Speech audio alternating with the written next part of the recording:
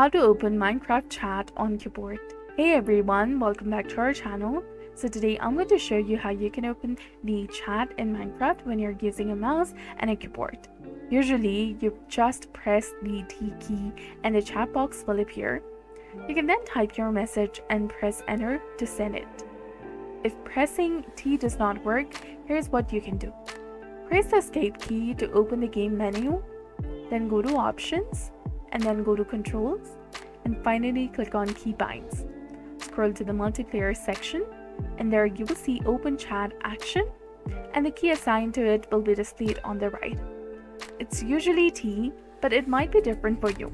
So to change the key, click on the box next to the open chat, and then press the new key that you want to use, and that's how you find or change the key used to open the Minecraft chat. So if this guide was helpful, please like, share, and subscribe.